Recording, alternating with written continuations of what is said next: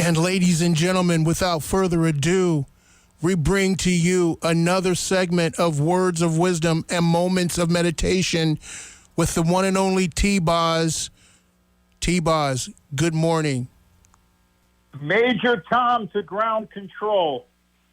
Over and out. Good morning, everyone. Good morning. I want to thank Jock for we put that together this morning. The late President Kennedy talking about putting a man on the moon by the end of the decade. And then I had to turn the Alexa off. And then we had Rocket Man in there. Some of you got the idea. And then Neil Armstrong's famous quote. And yes, 53 years ago today, President Kennedy's vision of a torch has been passed to a new generation of Americans. That's not what you can do for your. That's not what you can do. That's not what your country can do for you, but what you can do for your country. I'm getting a little excited. It was 53 years ago today that man landed on the moon, and all of us who are my age and older and maybe younger remember that great accomplishment, that great vision of President Kennedy guiding us with his words, and then the great heroics of Neil Armstrong, Buzz Aldrin, and John Collins, and man landed on the moon. And it was a very great moment for the United States. I remember the TVs coming in the classroom all the time, Frank Reynolds and the simulated rocket and all of that. And it was a wonderful, wonderful time, a very proud moment for us. So, yes, today is July 20th, and that momentous thing. So thank you, Jock, for doing that for us. And all of you, I'm sure, have great memories of that. And you probably all know where you were when you saw that very staticky picture of Neil Armstrong stepping on the moon's surface. The Eagle has landed at Tranquility Base. You know, boys and girls, there's more technology in your phone than what the astronauts had with the Apollo mission and the LEM landing. The interesting thing is they were not so concerned about landing on the moon. What they were concerned about was the little part of the lunar module getting off the moon and reuniting with John Collins. If that didn't happen, they would have went out to space and they would have been lost. So great, great, great, great heroics for this country and for all the people put that together. So good morning, everyone. You're already filling in. Come on in. Come on in. All right, all the people with money, stand up. Everyone's still sitting down. Okay, so that's fine. Turn to the person and say hello, welcome, welcome, welcome to Words of Wisdom, Moments of Meditation. Oh, you can always tell the new people, Jock, sir, unfold your arms and say hi to this pretty lady. Yeah, but don't get too friendly. She has a boyfriend, and he's the guy with the coffee pot. So let's go over to Stan. Stan, the coffee man. Good morning, Stan. Oh, and you remember the moon landing as well. You were working for TWA. Wow, you were up in the air too then. And what do we have today, Stan? Oh, from LaMonica's, we have muffins, we have bagels, we have lox, and a schmear for our Jewish friends. Very good. And everything is sugar-free, Stan is informing us. And, of course, we have the fruit bowl and the fruit. So thank you, Stan. Thank you, LaMonica's. We went over there the other day, Lady Boz and I, and had a wonderful breakfast. John has been there since 76. His father started in 1938 downtown, but the flood had him change his location, and they've been there for years on Midget Avenue. So if you guys are buzzing around Torrington over the weekend, it is Friday Eve. Stop in and have a great breakfast. Tell them Jock and Boz sent you there, and have a great breakfast. Thank you, the guys at LaMonica. Also, quick shout-out to Jock Williams and Apricot Brandy. Yo, they were rocking the house at the Cole Park Pavilion on the green down there Friday night. Lady Boz and I and friends of ours were privileged to see Jock Williams as the front man, and he was singing all sorts of things from the Temptations, the Steely Dan, and everything in between. The band was rocking. Jock was rocking. It was so good to see him up there. There was articles of women's clothing thrown on the stage. I can't say anything more than that. It's a family show. But really a fun night, and Jock filled in for their lead singer, and he did an awesome, awesome job. By the way, Lady Boz and I will be at Toho Lounge tonight listening to the jazz that they have down there. So if you folks want to see that I really have a face for radio, come on down to Toho Lounge. They have great jazz. Lady Boz and I will be there enjoying the music. So today's topic, I said last week, we were going to explore the book by Chapman, The 5 Love Languages. It was written in 1992, was his bestseller. So let's look at our format. So the format here today, we're going to explore Gary Chapman's, like I said, 1992 bestseller, The 5 Love Languages. And what Chapman does is he describes our hearts as tanks, okay? And they need to be filled either through words or acts. And we're going to go through all of those. And then we're going to go through the 5 love languages supported by Scripture. And then after that, at the end, we're going to all take the quiz. There's about 16 questions. They're short. So all the pads and pencils you guys have, hang on to them. I'm going to tell you what to do with them. Come on in, man. That's fine. You don't have to pay for the pens and the pen, just the pads. Just come on in.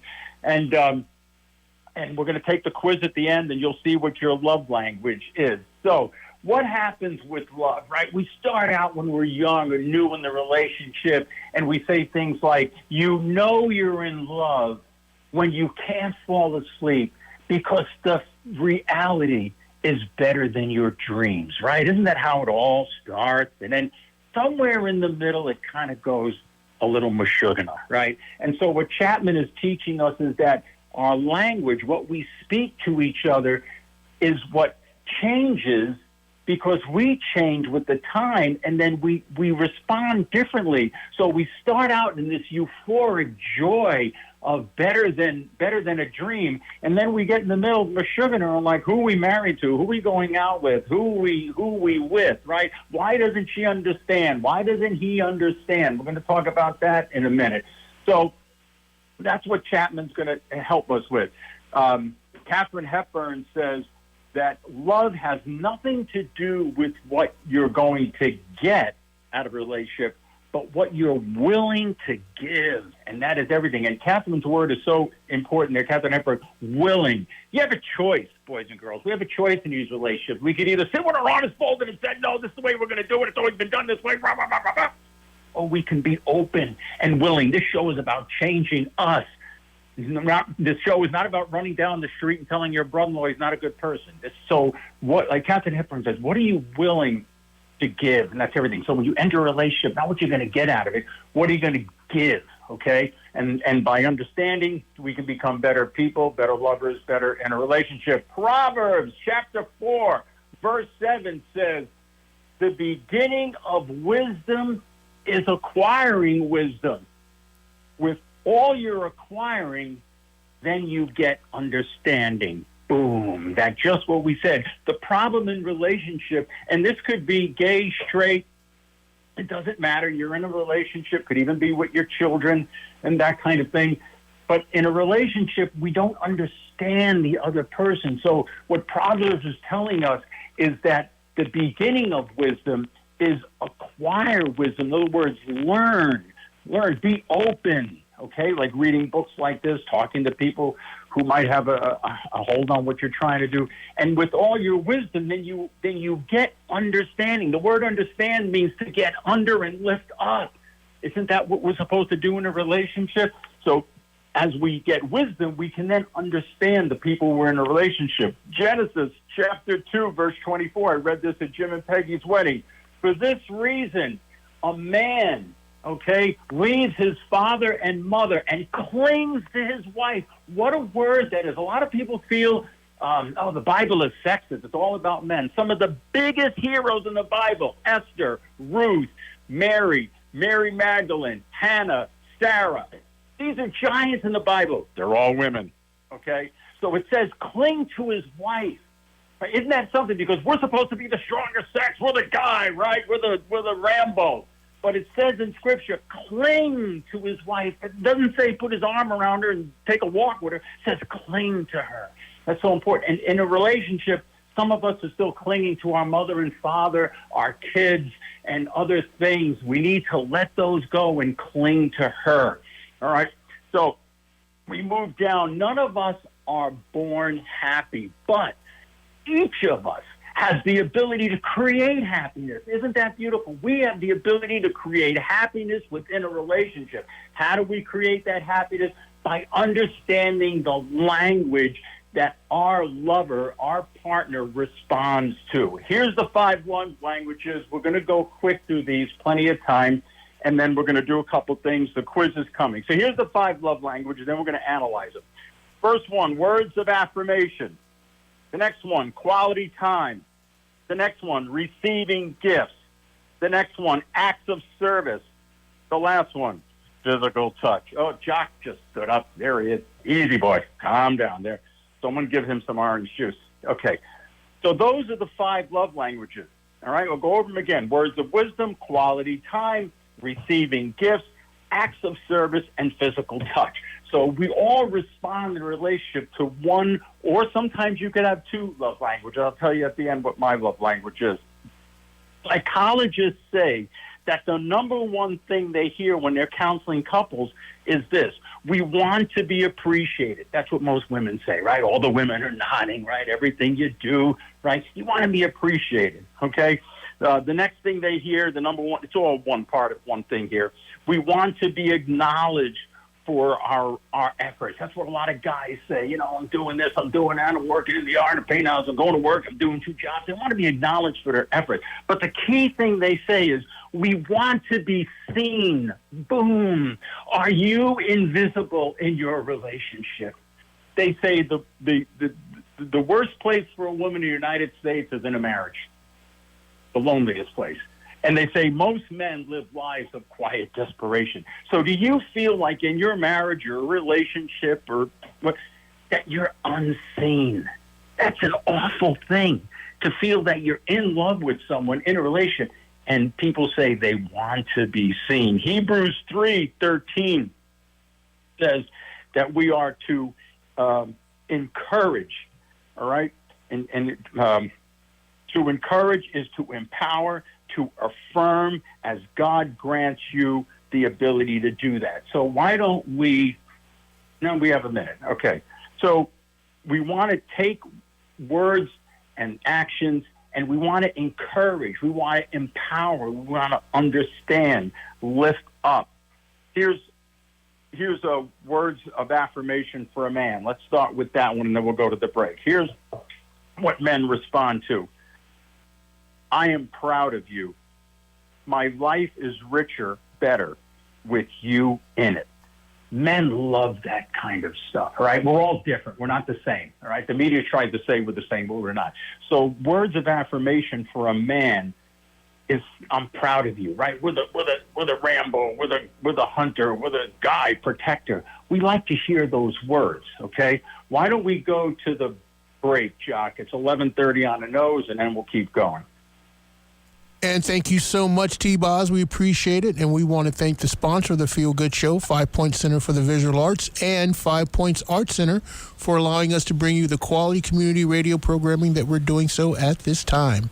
You can check out 5 Points with 2 convenient locations for you. 1 in the heart of downtown Torrington at the 5 Points Traffic Circle, and 2 at 855 University Drive on the former Torrington Yukon campus branch, exhibiting international, national, and regional artists.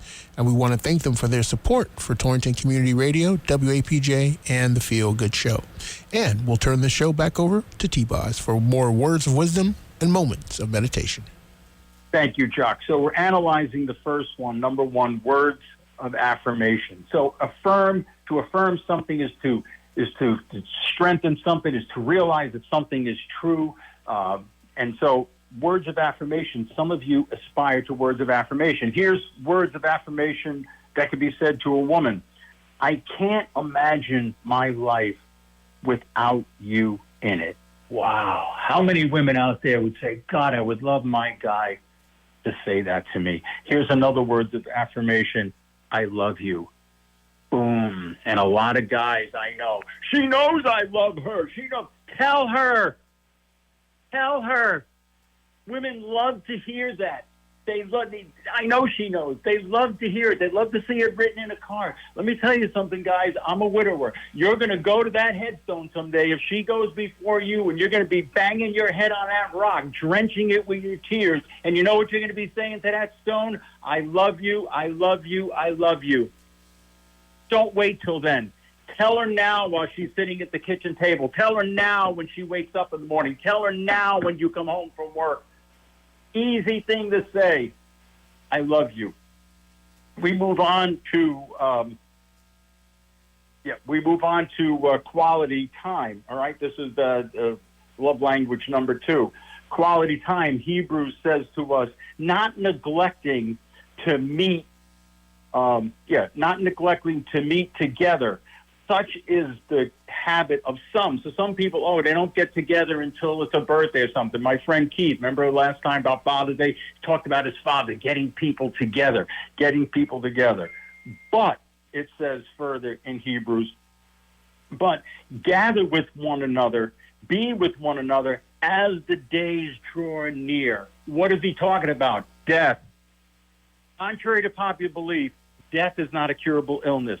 Don't wait till it's too late before you want to spend time with someone. Don't wait till they're in the hospital on hospice, okay? While you have your health and you have your person with you, quality time, spend time with them. Turn the phone off. Turn the game off. Go for a walk. Push the business aside for a little while. Don't worry about the tomatoes.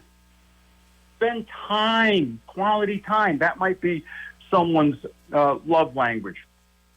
The 41st First Lady, Barbara Bush, George Bush's wife, said, at the end of your life, you're not gonna regret passing a test or winning a case or closing a deal. What you're gonna regret is that you didn't spend enough time. And that's not something I regretted. Because of my disability and I wasn't able to see, I spent more time with my wife than some guys do in 10 lifetimes. That was a blessing. My disability gave me a blessing because of that. And so don't wait to the very end. The late Barbara Bush is right. They had a wonderful marriage. You're not going to regret all the earthly things. What you will regret at the end is the question most people ask when their spouse passed away: did I spend enough time? Quality time is a great love language. A little further on quality times, Ephesians.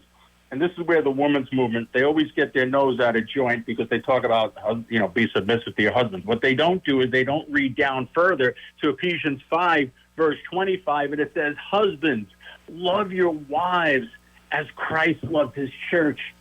Jesus died for his church.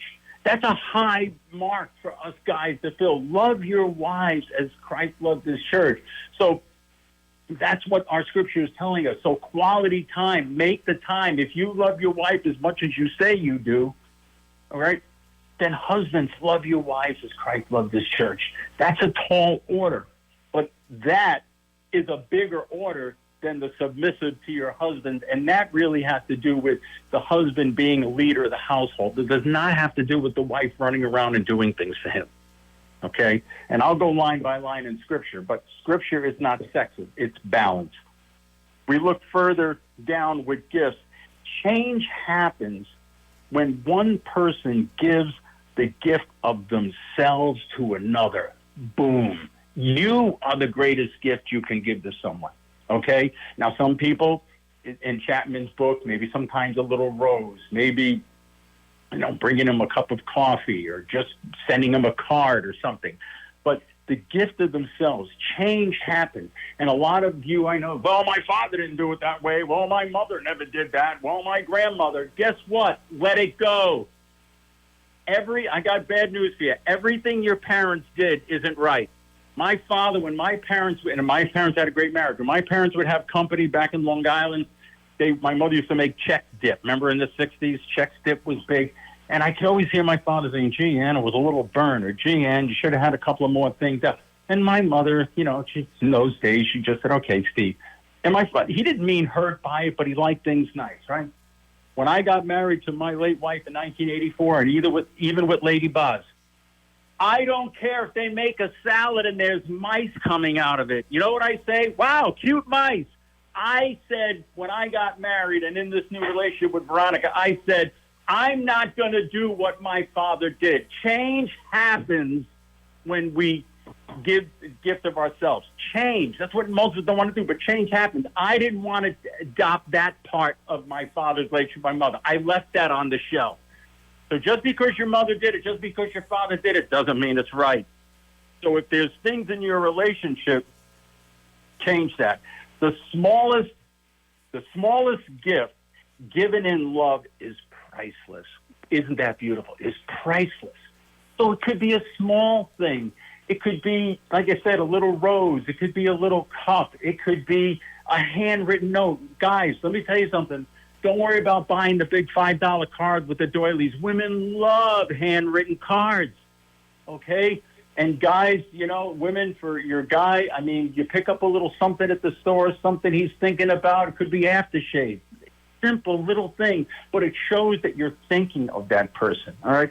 And that's what gifts talk about. We look at acts of service. 1 Peter chapter 4, verse 10 to 11 says, each of you should use whatever gifts, meaning your personal self, your gifts you have to serve one another. In Galatians 13, line 14, chapter 13, verse 14 says, serve one another humbly. So acts of service, that was the fourth love language. And it could be something simple like bringing the laundry basket up, okay, or bringing the laundry basket down. Make her a cup of coffee. I do it for Veronica. I did it for my late wife. Every morning she came down, there was her coffee cup ready to go, okay? Little things like that, little acts of service. It doesn't mean you have to build a garage for them, starting their car in the winter if you don't have automatic start. I mean, these are little things. These are acts of service that people respond to. We look at physical touch. Physical touch. And we look at our scripture for that, and it says that in Matthew chapter 9, verse 27, says, and Jesus touched Bartimaeus. Bartimaeus was blind, and healed his blindness. Now, here's Jesus. He puts his hand in the dirt, he spits on it, and he touches Bartimaeus. Why? Because that sense of physical touch is so important to all of us, right? Men and women. And so Jesus could have said, abracadabra, you're healed.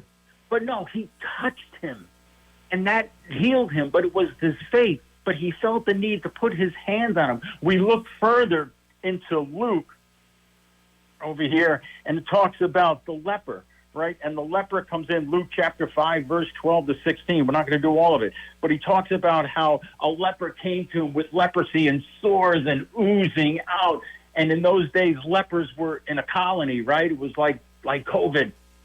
And Jesus touched him. That was revolutionary in those days, to see him touch a leper with all those sores. I mean, to make it contemporary, let's go back to the pandemic. If one of your friends walked up to you and said, I have 105 temperature, I'm coughing, my nose is running, and my head feels like it's going to split open, would you put your arms around him and hold him? Probably not. But Jesus touched him. And so physical touch, if your partner responds to physical touch, it doesn't mean sex. Physical touch, it's important. Now, let me give you a little tip with women. Women love massages. They love massages. I heard this on a podcast I listened to.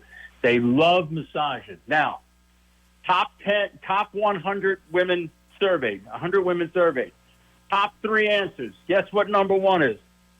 Oh, the guy in the back said breast. No, sorry, not breast. You're all going to say, ooh. You know what women love to massage? Their feet. Number 2 is neck, and number 3 was back. Breast wasn't even on the list, okay? But women love that. So if you're sitting there, rub your wife's neck, rub her back. If she worked all day, she might be in a hair salon or standing up, massage her feet. They love that. But that kind of physical touch, guess what, boys and girls? It leads to intimacy. The problem with some of you guys with intimacy, sex, you want to come home like a caveman, grab him by the hair and drag him up to the bedroom. Doesn't work like that. Women like to be coaxed. Women like to be romanced, all right? So a massage, bringing them a cup of coffee, listening to whatever their love language is. That's understanding women. What did we say in the beginning with Proverbs? Wisdom is acquiring wisdom, and then you get understanding. It took me years. My wife's love language was quality time. It took me 36 years to figure that one out. And finally, one day, she came home from work. She sat down. I had my cup of coffee. She had hers. I said, so, honey, how was your day? And then I shut up.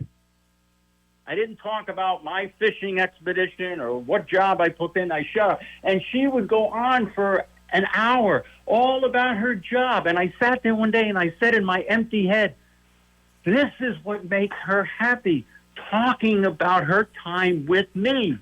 Quality time. Veronica's the same way. She's not really a gifts person. Acts of service maybe, but she enjoys quality time. That's her love language. It took me 36 years. It wasn't going to take me 36 years this time. Okay?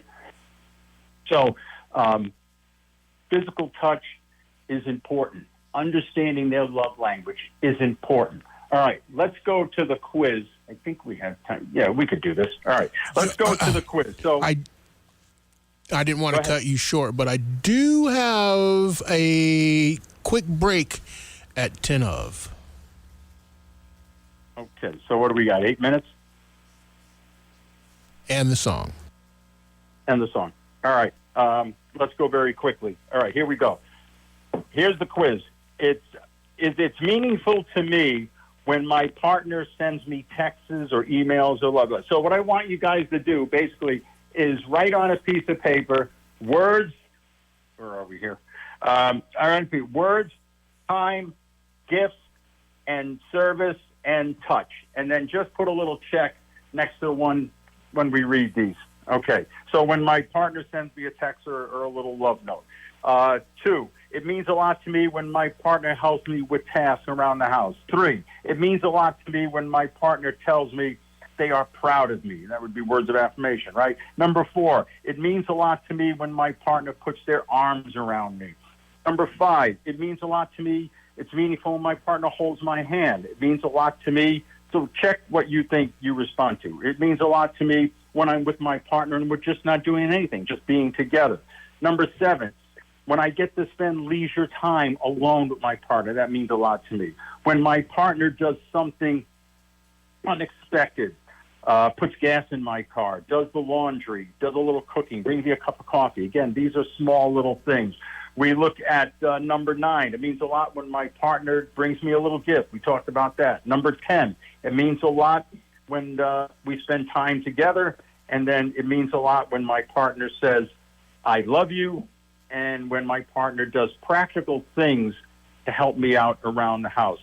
So number 15, it means a lot to me when I hear supportive words for what I'm doing. And the last one, it means a lot to me when my partner compliments me for a reason, for no reason. Okay, so there were more questions, but those are the 16 that I picked out. So if for some reason the hug one, I like when my partner hugs me, if you check that, then one of your love languages is touch.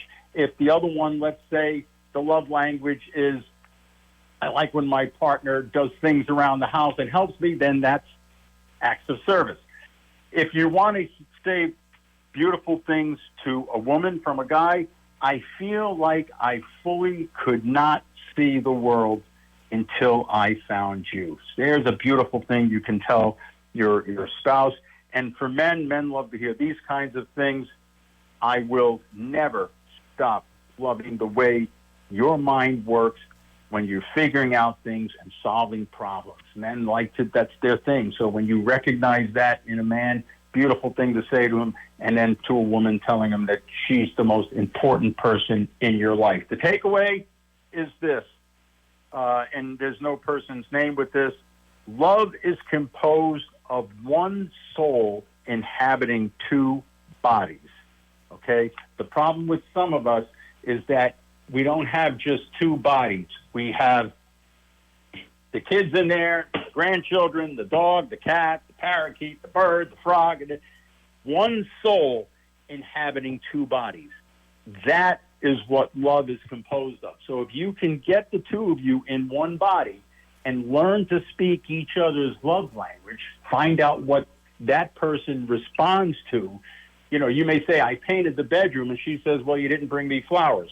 And then she says, oh, I got a big surprise party for you. And you say, we never spend time alone, then obviously you're loving her with acts of service.